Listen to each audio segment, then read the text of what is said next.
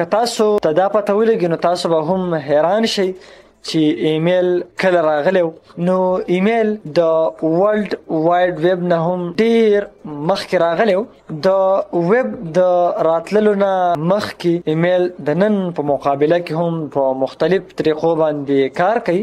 مایکرونیټ سره د یو ځای کېدلو او ایمیل په ویب پیج ته رسولو ته استعمالونکو ته به د موبایل فون روټري کولو ضرورت پیښېدلو، خو اوس صرف محققین او حکومتي ادارې د ایمیل استعمال کوي.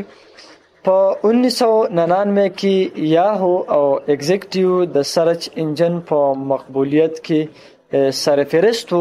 د ګوګل بانیانو نه یو لریفچ اکسایډ چې کوم سی او دی جارج بیل ته د ګوګل خرڅولو پیشکش وکړو چې زه ګوګل خرڅوم.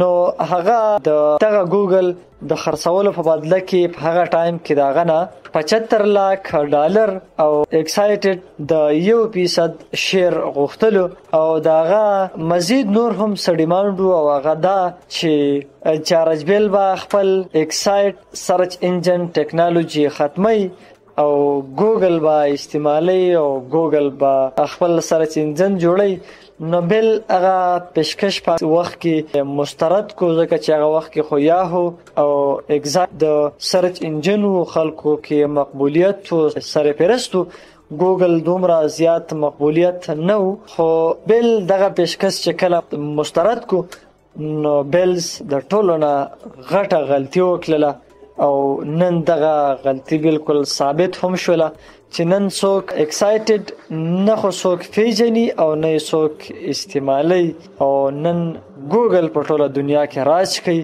او په ټوله دنیا کې استعماليږي. ګوګل د کم یو انډرایډ ورژن د ختمولو اراده کړې ده او دغه سپورټ کوي چې دغه به ختميږي. د ټیکنالوژي کمپنی ګوګل په را روانه میاشت کې د انډرایډ 4x4 کټ د پلی سرویسز ختمولو اراده کړې ده چې دغه به ختميږي. د انډرایډ دا ورژن په اکتوبر 2013 کې متعارف کړل شوی. د ګوګل مطابق کرکټ ورژن د استعمالولو فعال ډیوایسز 1% نه هغه کم دي. دغه د وجې نه کمپنی په مستقل باندې د ګوګل پلی سرویسز او د اپډیټس کې د کټ سرویسز سپورټ هغه ختمي، ځکه چې څوک استعمالي نه 1% استعمالونکي دي. د پلی سرویسز بالخصوص د اي پی آی لیول 1920 د پاره د سپورټ ختمي، په کم کې چې اي پی آی 20 خصوصي تور باندې د انډرایډ ویر د ابتدایي ریلیز د لپاره مختص کړل شوی وو.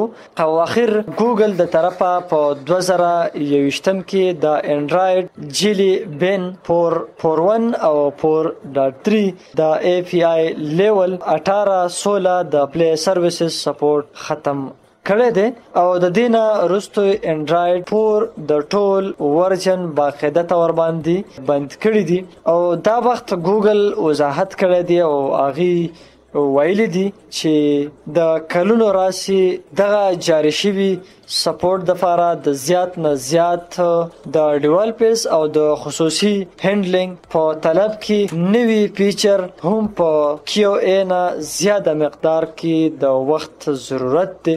دا خوجي د ګوګل انډرایډ ورژن سپورټ ختمولو والا بیانو چې مخ ته راغلی و هغه دغه ختمي.